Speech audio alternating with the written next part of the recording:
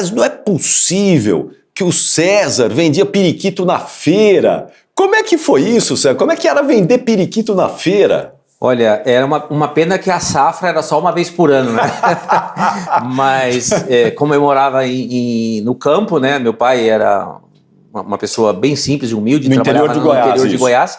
E eu ficava vigiando os periquitos quando eles chocavam, né? Então eu sabia que eles chocavam geralmente num cupim, no alto das copas das árvores. E eu, naquela época, ingênuo, né? Eu queria faturar, né? Então eu tirava os periquitos do ninho, os filhotinhos, tratava deles. Quando eles estavam todos empenados, eu levava em 2, 3 gaiolas.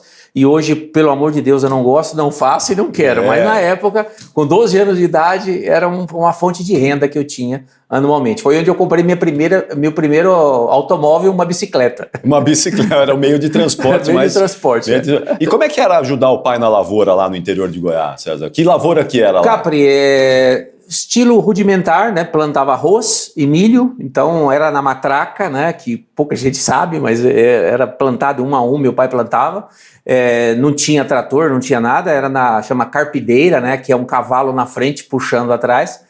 E eu ajudava, e depois tinha a época que você tinha que cortar o mato, não tinha defensiva agrícola, quando tinha era muito caro, então eu tinha que ajudar. Então meu pai me colocava para carpir. 10 anos de idade você já estava lá? Com 10 anos na lida da roça. E você, mesmo trabalhando com seu pai, você conseguia ir para a escola? Conseguia. A escola estudava de manhã, trabalhava à tarde. À tarde. Na zona rural, na escola rural. E aí depois você foi para Goiânia? Aí saiu com 11, a escola rural só chegava até a 3ª série, aí eu tive que mudar para Goiânia para dar sequência no trabalho. Estudos. Foi onde, com 12 anos, eu busquei meu primeiro emprego, que era office boy de farmácia, que esse job hoje nem existe mais. Entre levar o remédio para... Exatamente, entregador, entregador. Entregador de remédio. De bike. Agora, essa sua experiência de vender periquito na feira foi o que te levou para a área de vendas? Eu acho que isso me ajudou muito, Capri, porque o tino comercial, eu era uma pessoa mais quieta, mas o ato de ofertar um produto, né? Isso me deu essa flexibilidade, essa energia. Então isso me ajudou bastante. Eu acho que foi o primeiro passo que eu dei na área comercial. Porque a venda é uma arte, né, César? O bom vendedor, ele é dom, não é? Eu acho que é dom, mas você pode... Eu já devo ter formado na minha carreira mais de 10 mil vendedores, porque o Grupo Wurtz, onde eu fui CEO, eu fui gerente comercial, diretor, então eu formava mais de 200 vendedores por ano. Eu vi várias transformações de pessoas simples, pessoas tímidas se transformar num grande vendedor. Então, não é só dom, tem que gostar e tem que ter determinação. E técnica também? E técnica também. Tem uma técnica? Tem que saber ouvir, tem que olhar olho nos olhos para ver se o cliente está gostando daquele bate-papo. É uma coisa... Eu sempre gostei muito de promover entre grupos jovens de vendedores o famoso teatro de venda, né? Ele tem que... Eu filmava, como a gente está filmando aqui, 5 minutos, ele tinha que fazer uma venda em 5 minutos. Depois ele voltava, ele assistia a vídeo. Então, nós contratamos muitos não vendedores que se tornaram grandes vendedores através desse aperfeiçoamento contínuo do profissional. Isso é muito legal, né? Porque a área de vendas ela é fundamental em todo o ramo de atividade e você formar bons profissionais é linha de frente, né? Tá ali na linha de frente. Isso o César conseguiu. Mas você tentou ser gerente de banco também, né? Também. O sonho era ser gerente de banco, mas aí veio o Plano Sarney e acabou eu fui demitido, né? Em 86? Em 86, aí eu trabalhei 3 anos no banco, porque eu tinha que fazer faculdade à noite, à tarde, né? Então aí eu acabei saindo, fui demitido, entrei naquele programa de demissão voluntária. No Plano Sarney ali, que 1986, aquela inflação. Sim, inflação terrível, né? Era ótimo vender naquela época, né? Porque você falava pro cliente, a tabela de preço vai subir amanhã. Ou mesmo no fim do dia, né? Subia, 30% ao mês subia, todo mês subia. Exatamente, era uma loucura mesmo. Essa geração aí não sabe o que era aquilo, né? O que a gente passava era uma verdadeira loucura, mas como é que você aí, então, você entrou na Wurtz para jogar futebol? Então, essa é uma história engraçada. Eu continuei, eu estava no banco, E um colega meu tinha saído um ano atrás e entrou na Vurt como representante comercial. Em Goiânia, isso? Em Goiânia. E ele começou a aparecer com um carro zero, né? Falei, puta, cresci o olho, né? Falei, caramba, eu sabia que o pai dele tinha muito dinheiro, mas eu falei, deve ser o pai que tá dando o carro pro cara. E nada, e vai. Ele falou assim, vamos jogar comigo que eu vou te mostrar o time nosso de futebol. E quando eu chego lá, o supervisor, o gerente de vendas, era o goleiro. E ele estava precisando de um centroavante. E foi bem assim. Eu achei que ele estava precisando de um vendedor, ele estava precisando de um centroavante. Resumindo, ele falou, olha, vou te aprovar porque eu preciso de um centroavante. Mas se você não vender, eu te põe na rua em 90 dias.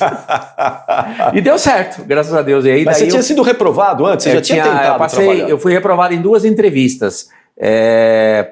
Aqui em São Paulo, inclusive, por um gerente. Mas quem dava a palavra final era esse gerente, ele me reprovou 2 vezes. Aí eu voltei e aí esse supervisor, que era uma pessoa que tinha ótimos resultados, me bancou, falou, vou bancar você. Agora você me ajuda que eu te ajudo.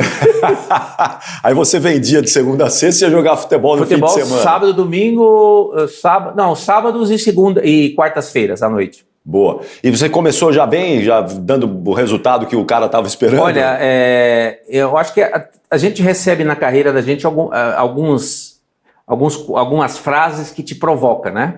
Um dos temas da entrevista, uma das frases durante a entrevista desse gerente aqui em São Paulo foi o seguinte, como é que você quer ser vendedor se você é branquinho e tem experiência de banco? E você não vai dar certo. E eu peguei essa frase e processei ela como um desafio para a minha carreira. E o que aconteceu? No primeiro ano, eu fui o melhor vendedor do ano entre 237. E eles realizavam convenções anuais e eu conquistei o primeiro ano. Então eu dediquei o troféu ao gerente, falei, olha... Ele estava presente? O senhor Arnaldo estava presente, eu digo, olha, o senhor lembra daquele cara branquinho que o senhor reprovou? Então, eu estou dedicando esse troféu ao senhor porque o senhor me ajudou, me desafiando. Então foi bastante emocionante e uma festa para mais de 800 pessoas e foi legal. Que legal, né? Isso é bacana. Você levou o exemplo, você não levou com raiva, você levou com motivação, né? Porque tem gente que pega uma frase como essa, esse cara tá de sacanagem comigo, esse cara não quer saber de nada comigo. Mas você fez ao contrário, você levou isso como motivação, deu a volta por cima e dedicou a ele. E dediquei. É muito legal isso. E li bastante livro de vendas e fui trabalhar com os melhores vendedores, que se aprende com os melhores. Sim. Né? E aprendi uma coisa também, nunca encoste em pessoas negativas, porque ela não te agrega em nada. Então você tem que ser sempre parceiro de pessoas otimistas que te levantam o astral e que você levante o astral dele. Então eu sempre preguei isso em toda a minha carreira. Se vem uma pessoa pessimista e começa a falar que tá ruim a economia, eu já saio fora. Porque a gente precisa acreditar, dar o passo. 80% do sucesso ou do fracasso de uma pessoa, esteja ela onde estiver, está no emocional. Muito bom, é isso mesmo. Dar o passo, sai daqui. Né? Trabalhar das 8 às 18, sai daqui. Né? Aí ele movimenta o seu passo. Muito bom, é isso mesmo. E o que você vendia lá na Vurt? Na Vurt é uma empresa alemã, está presente em 90 países e é toda a linha de fixação automotiva, ferramentas, produtos químicos, mais de 20 mil itens. E é uma empresa hoje líder do mundo inteiro nesse segmento. E você chegou ao topo da carreira na Vurt, você chegou ao cargo de CEO da Vurt, né? Com 32 anos de idade, em 1997, eu assumi a presidência da empresa, dado a aposentadoria do meu antecessor, o Sr. Klaus Hendriksen, que era alemão. E aí foi um desafio de tornar uma empresa de 300 funcionários em quase 3 mil, em 2.500. Para trabalhar na Vurt, você tinha que dominar um segundo idioma também, né? Então, esse é outro desafio que eu passei. Mais um na sua carreira. Né? E quando chegou em 1995, ele estava preparando 3 pessoas para assumir a presidência. E me disse, olha, você é um dos candidatos, tem mais 2, que estava trabalhando comigo, e um trabalhando comigo, e o que era diretor de marketing, e o outro de fora. Só que você não fala inglês, você vai perder. E eu não acreditava, eu achava que aquilo era papo furado, né? Eu não tinha a menor oportunidade, nem a menor chance, embora eu era o melhor gerente, era diretor comercial, até que um dia, faltando um ano para poder ele anunciar quem ia ser o substituto dele, ele me chamou e falou, olha, how is your English, né? Como é que você tá? E aí eu gaguejei e tudo, ele falou, olha, Não vai. Não vai. E aí eu decidi, né, aquela famosa toma um chá de vergonha, né? E eu me inscrevi numa escola em São Paulo. Eu viajava bastante, 70% do meu tempo. Eu me inscrevi numa escola de inglês by phone. Naquela época era phone, não tinha videoconferência, não tinha nada. Era por telefone. Então eu fazia inglês todos os dias, das 6 às 7h30 da manhã. E sábados eu fazia das 9 às 16 horas. Aí era presencial em Goiânia. E quando eu viajava eu fazia aqui.